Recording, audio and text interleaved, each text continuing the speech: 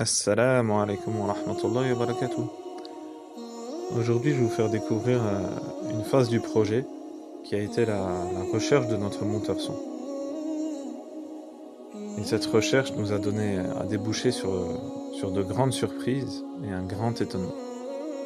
Comment cela s'est passé? On a mis une annonce sur les réseaux, une annonce sur Instagram, dans laquelle on recherchait un monteur son pour un projet de boîte à histoire islamique, c'était précisé dès le début,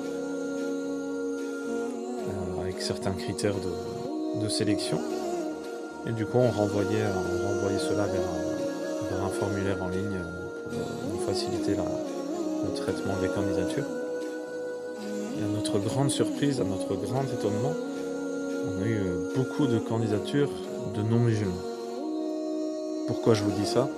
Parce que dans une des questions du formulaire, on demandait justement si la personne était musulmane ou pas, si elle était arabophone et musulmane. Pas dans un but de discrimination ou d'évincer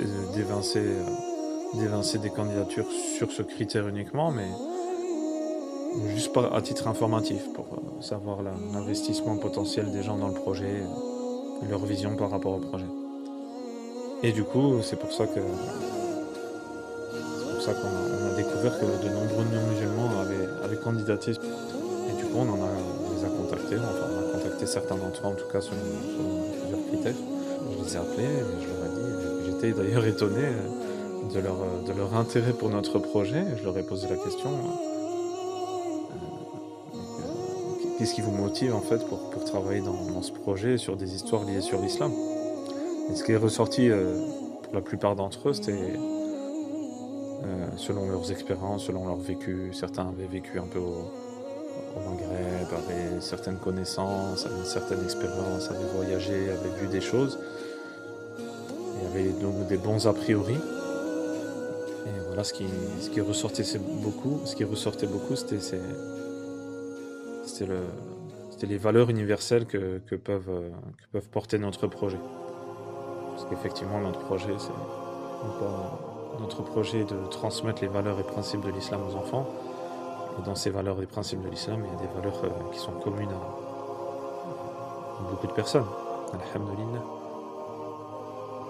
Et du coup, j'ai quand même précisé, j'ai creusé un peu, je les ai avertis, je leur ai rappelé, je leur ai dit, là, je les ai mis en garde sur vraiment, pour leur faire prendre conscience de ce dans quoi ils pourraient éventuellement s'engager, en leur disant qu'on aura certaines histoires qui peuvent heurter certaines personnes, c'est-à-dire par exemple au niveau de la croyance, sur notre croyance, par exemple sur notre croyance envers Jésus, alayhi salam, envers Isa, alayhi salam, qui déconstruit la croyance des chrétiens sur certains points. Voilà, ce type d'histoires qui peuvent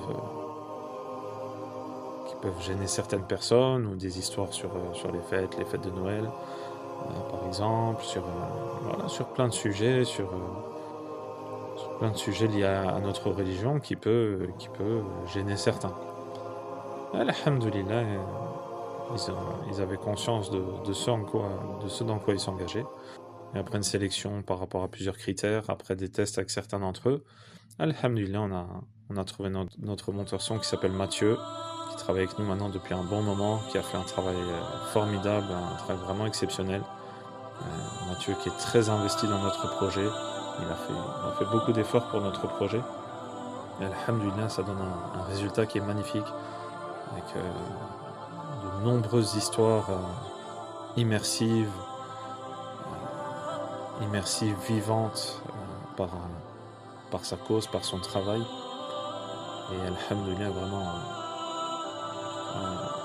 un professionnel de qualité qui pose des questions, qui a découvert des valeurs et qui a découvert un peu l'islam à travers nos histoires.